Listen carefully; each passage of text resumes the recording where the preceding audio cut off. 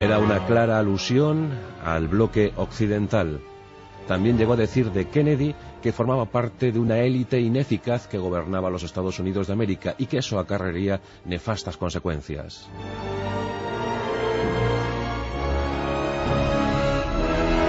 Cuando los castristas llegaron al poder en Cuba en 1959, todo el mundo se temió lo peor. Y en efecto, así fue, y pronto solicitaron la ayuda de los soviéticos.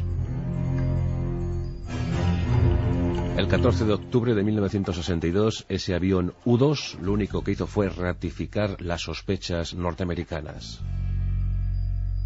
Esos misiles SS-4 suponían una seria amenaza y además no eran pocos los que se estaban instalando en la isla. Dicen que en torno a los 32-40 misiles se estaban situando en lugares estratégicos de la isla cubana para apuntar directamente hacia los Estados Unidos de América.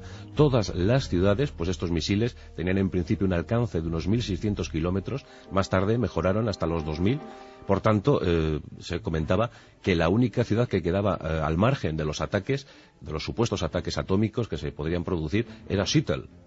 Todas las demás estaban bajo el arco de los disparos soviéticos, de los previsibles disparos soviéticos.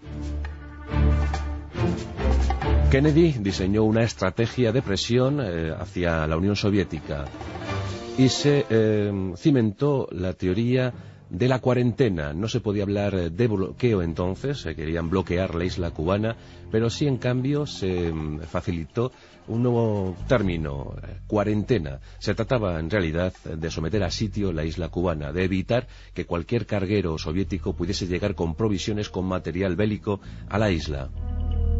Durante días se cruzaron acusaciones, vilipendios, amenazas. El 22 de octubre, John Fitzgerald Kennedy se dirige a la nación en un mensaje terrible. Se pone en aviso a la prensa, a la opinión pública mundial, sobre una más que previsible tercera guerra mundial, la cual está a punto de estallar. Pero por fortuna reinó la cordura y el único incidente grave que se dio en esos días, en esos 13 días de tensión, fue el derribo de, precisamente también, un avión norteamericano espía, modelo U-2, sobrevolaba los cielos de Siberia y los soviéticos lo interceptaron. El avión, pilotado por el capitán Anderson, fue la única víctima, incluido el piloto, de aquella contienda. Murió el piloto, fue derribado el avión, pero a las pocas horas se rubricaba un acuerdo por el que los soviéticos se comprometían, ellos también eran conscientes de la amenaza, se comprometían a desmantelar los misiles de Cuba, y a cambio de esto Norteamérica se comprometía a no invadir la isla después del desastre que había sufrido tras lo de Bahía de Cochinos. Pues los norteamericanos no solo se comprometían a no invadir Cuba, sino también a desmantelar sus misiles Júpiter que tenían desplegados por la frontera turca. En realidad estos misiles prácticamente ya eran inservibles, estaban muy obsoletos y no hubo ningún problema en aceptar ese desmantelamiento. Por tanto, aquel episodio trágico que estuvo a punto de acabar no solo con estos dos países, sino con todo el orbe, con todo el globo terráqueo, pues finalizó al cabo de 13 días, el 28 de octubre de 1962. Desde entonces las relaciones se apaciguaron. Se estableció línea directa entre el premier soviético y el presidente norteamericano, el famoso teléfono rojo.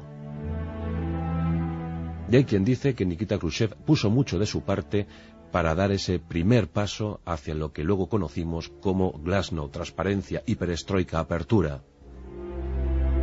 El 22 de noviembre de 1963, John Fitzgerald Kennedy murió asesinado en Dallas. Un año más tarde, Nikita Khrushchev era depuesto en su cargo y este era asumido por Leonidas Brezhnev. Esos dos protagonistas máximos de la historia, de ellos dependió apretar el botón en un momento crítico para la Tierra.